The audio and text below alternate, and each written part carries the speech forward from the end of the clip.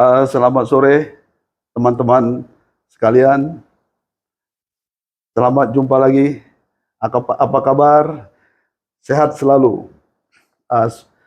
Hari ini saya ingin berbincang-bincang lagi dengan Bapak Dr. Rubintan Sulaiman, SH, MH, MA, MM, CLA. Beliau adalah ahli pidana forensik hukum. Hari ini kami ingin membicarakan masalah korupsi. Kenapa sebabnya? Korupsi di Indonesia ini masih sangat menjadi persoalan besar di negara kita. Karena korupsi ini terjadi di segala lapisan pejabat, lapisan petugas, mulai dari pejabat yang rendah atau kecil sampai pejabat tinggi negara. Mulai dari tingkat bupati, wali kota, gubernur, menteri, sampai kepada kepolisian, kejaksaan, pengadilan, para hakim ini, mulai hakim pengadilan negeri, hakim pengadilan tinggi, MA, sampai ke MK. Kemudian ada juga pejabat-pejabat gender. Pelakunya bukan hanya, yang korupsi ini bukan hanya laki-laki, tapi juga perempuan. Seperti contoh dulu, Gubernur Banten, Ibu Atut. Ada anggota DPR, artis, apa namanya, Angelina Sondak. Ada juga terlibat Menteri Kesehatan. Nah, banyak sekali yang korupsi ini. Jadi masalah korupsi di Indonesia ini, seperti saya sampaikan tadi, mulai dari tingkat rendah sampai atas ini terjadi. Hukuman sudah macam-macam. Ya. Ada hukum berat, ada sampai seumur hidup seperti Ketua MK. Ini banyak sekali korupsi di negara kita ini. Bagaimana ini pandangan Pak Rubintan melihat korupsi yang terjadi di negara kita ini? Kok tidak berhenti-henti Pak Rubintan? Mungkin Pak Rubintan sebagai ahli hukum, ahli pidana ya, banyak pengalaman, bisa memberikan suatu pencerahan pada kita semua. Silakan Pak Rubintan. Ya Pak Edi, selamat sore Pak Edi. Pak Edi sehat ya? Nah itu yang penting dulu Pak. Jadi gini Pak, kalau korupsi itu bukan persoalan Indonesia saja, seluruh dunia Pak. Korupsi cuma mungkin korupsi yang kita sorot itu ya di dalam negeri kita kan, di domestik ini kan terjadi seperti yang Pak Edi katakan, bahwa banyak sekali peristiwa-peristiwa yang kita lihat sendiri bahwa korupsi itu sudah berakar terus sepertinya berbudaya gitu loh. Tentu dia malu-malu lagi ya korupsi ini ya. Oh iya, jadi seperti itulah kurang lebih. Nah, jadi kalau dari menurut saya korupsi itu kenapa ini terjadi? Karena kulturnya Pak. Kultur yang buruk ini terus menerus turun-temurun gitu Pak. Dari satu pemerintahan ke pemerintahan lain, dan ini tidak pernah yang disoroti itu ataupun yang ditanggulangi itu di hulunya Pak. Semuanya di hilir.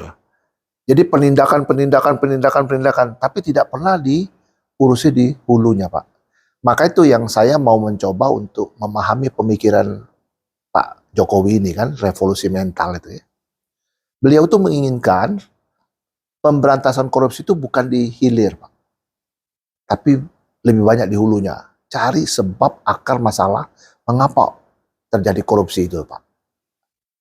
Yang pertama-tama memang korupsi itu harus dimulai dari tingkat yang paling kecil, yaitu dari keluarga. Setiap keluarga tuh punya kewajiban untuk mengajarkan anak-anaknya itu tidak bermental korup. Dari sekolah, dari itu. Itu hulu Pak. Terus pastinya juga dilapisi dengan belajar budi pekerti. Dulu Pak Edi sama saya belajar budi pekerti. Sekarang sudah tidak ada loh Pak. Di kurikulum sekarang yang ada ini cuma agama saja. Agama baik, tapi kelihatan agama tidak bisa menjangkau ini gitu loh. Faktanya banyak sekali korupsi kan seperti Iya. itu. Nah, jadi hulu ini menjadi hal yang sangat penting. Setelah itu baru penegakan hukum. Penegakan hukum. Tapi sebelum penegakan hukum kita mulai dengan cara tegas dan keras, perlu juga kita melihat ininya dulu Pak. Prosesnya itu Pak. Jadi orang itu dilihat apakah dia sudah diberikan hal-hal yang sudah baik, yang sudah mencukupi dan lain sebagainya, masih juga melakukan tindak pidana korupsi. Contoh misalnya dia sekarang di Departemen Keuangan Pak, di Direktorat Jenderal Pajak Pak, itu petugas-petugas pajak tuh, officernya tuh Pak, gajinya tuh tinggi-tinggi Pak. Seperti itu. Ini satu hal yang penting juga diperhatikan. Kalau dia itu kurang Pak, pasti dia mencari, itu ibarat asap. Asap itu selalu mencari tempat Pak dia Pak. Tapi hakim juga ini tinggi, gajinya tinggi. Ya ini saya ngomong gitu nanti ya. Ya. Jadi remunerasinya ada, gajinya gede dan sebagainya, tapi masih juga melakukan. Nah itu perlu ada namanya penindakan. Nah penindakan ini kan harus memiliki efek deteran atau efek jerah. Bapak tahu, dulu Pak, sebelum Deng Xiaoping itu membuat revolusi budaya Pak ya, Tiongkok itu nomor 1 soal korupsi Pak. Jadi tidak ada yang tidak dikorupsi, korupsi semua gitu Pak. Tapi setelah mereka berubah revolusinya tadi jalan Pak, mulai satu persatu rontok. Masih ada sih, cuman sudah nggak seperti dulu. Jauh sekali, mungkin sudah turun 80% sudah. Takut orang korupsi. Mengapa takut? Karena hukumannya Pak. Nah hukuman ini penting menurut saya gitu Pak. Di Republik Rakyat Cina, kalau kita korupsi Pak, tinggal 2. Kau hidup selama di penjara, dan kau bekerja sosial dan tidak ada lagi ampun buatmu, terus di penjara, atau kau menghadap Sang Halik. 2. Dan semua biaya eksekusi, biaya penuntutan, biaya apa itu dibebankan pada keluarga. Dan keluarganya itu barang-barang hasil korupsi itu dibersihkan dengan TPPU. Itu di Republik Cina. Ya. Akhirnya apa hasilnya? Bagus kan? Ada Pak, masih ada yang korupsi. Coba-coba korupsi, ya itulah resikonya.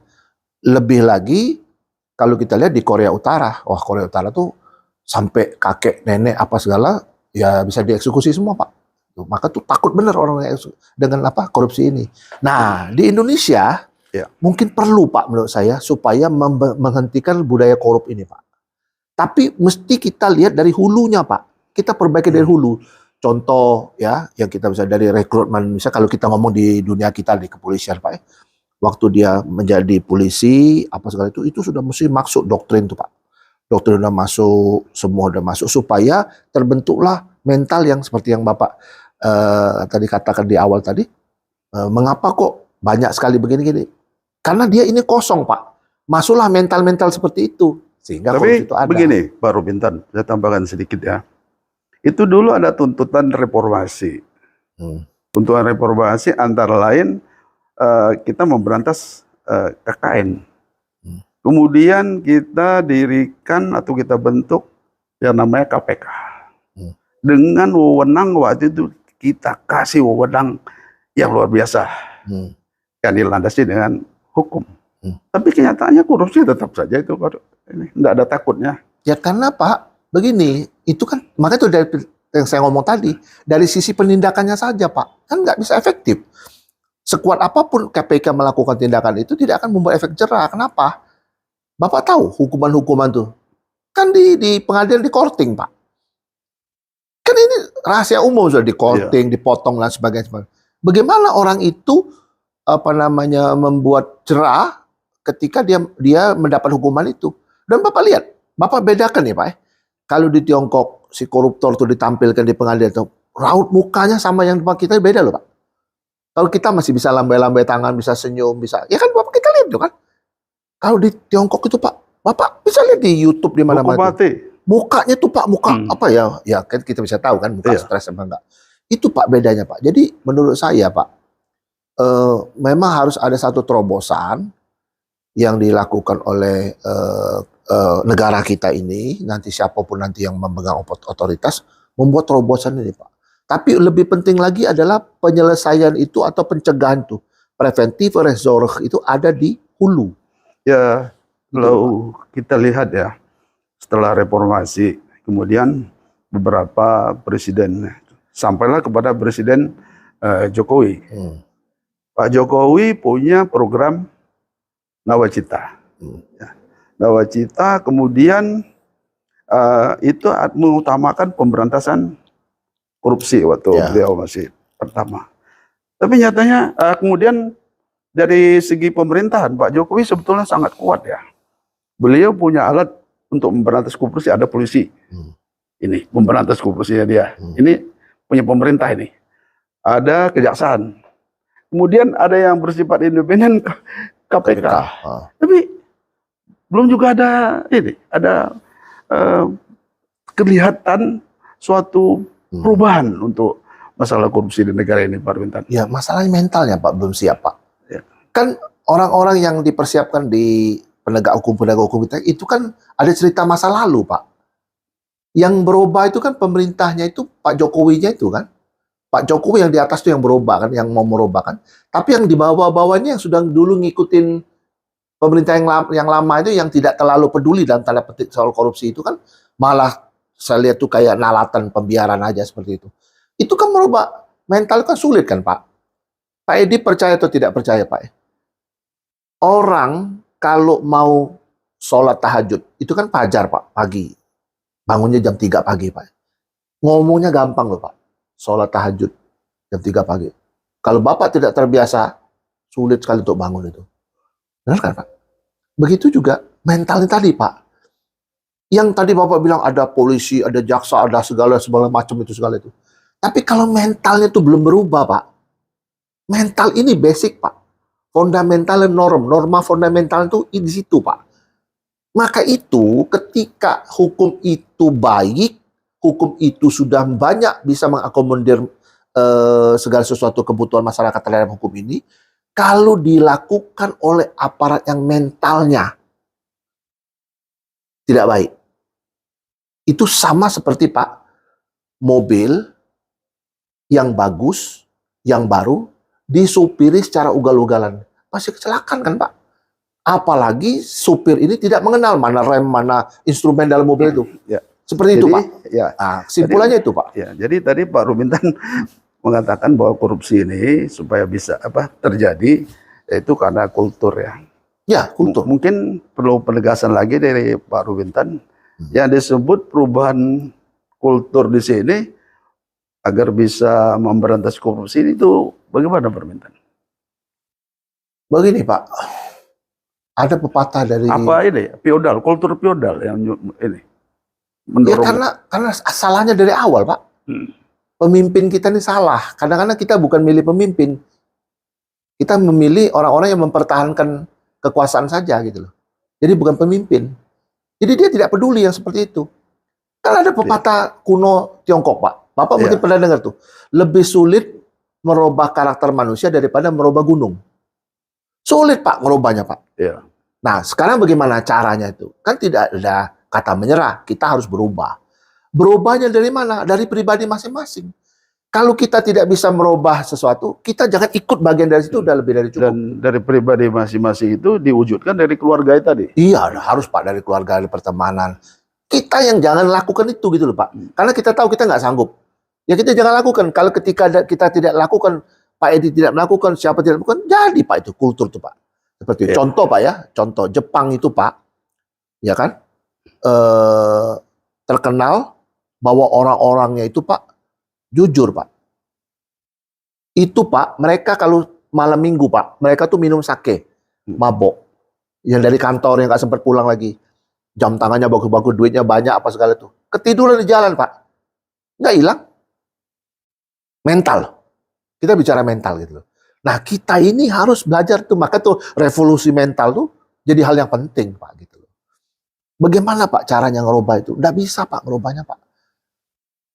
Bapak melihat seorang pemimpin, Pak Jokowi menjadi role model bagi saya ya. Beliau tidak korupsi, menurut saya. Beliau tidak korupsi.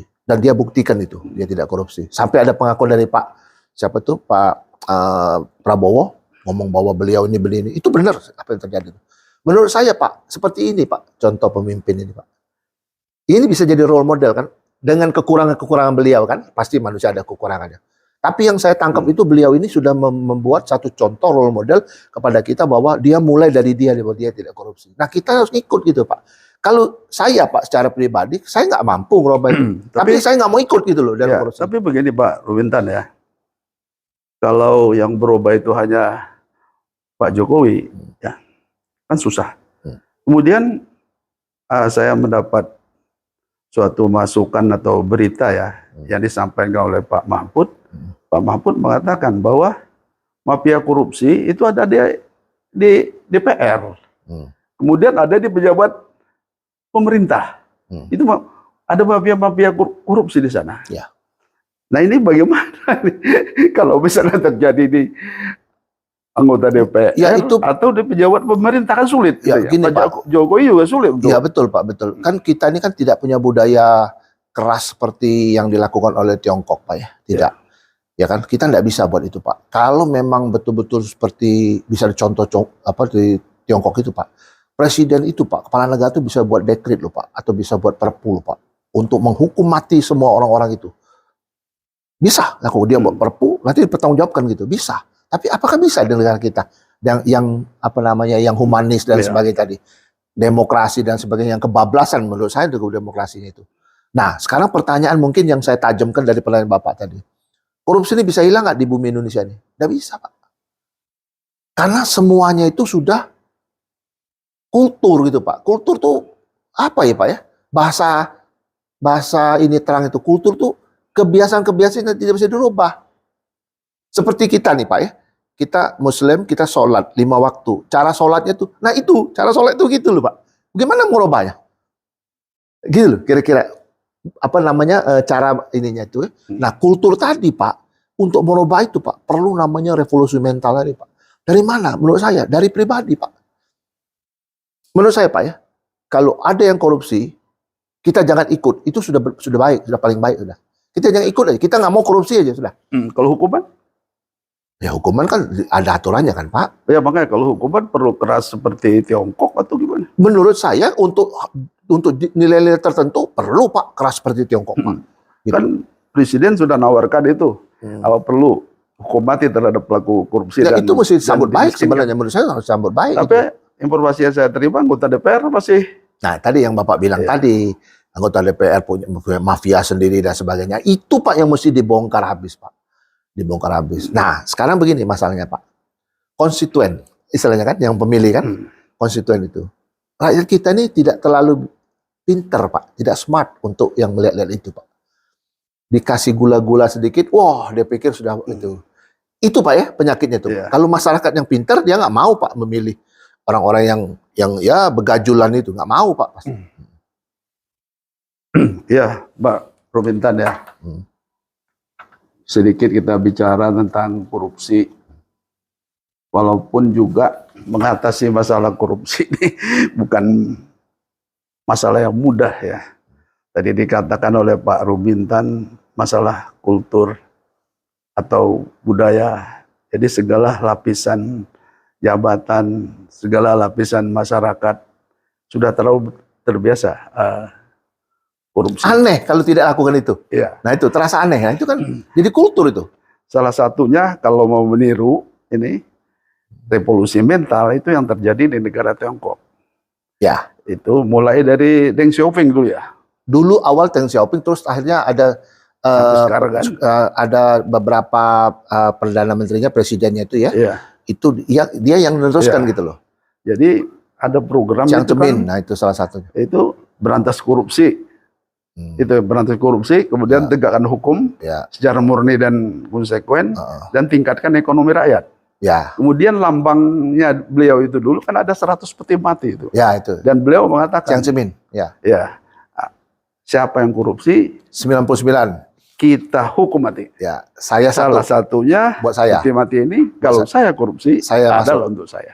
Nah itu teman-teman sekalian hebatnya negara Tiongkok. Ya. Mungkin ini omong-omong bincang-bincang kami ya dengan Pak Rubintan. Pak Rubintan ini ahli hukum seperti saya katakan tadi.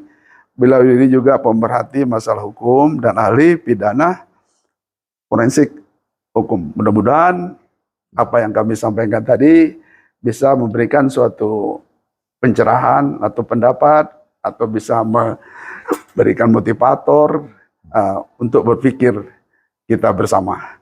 Terima kasih. Sampai jumpa. Salam sehat selalu. Terima kasih.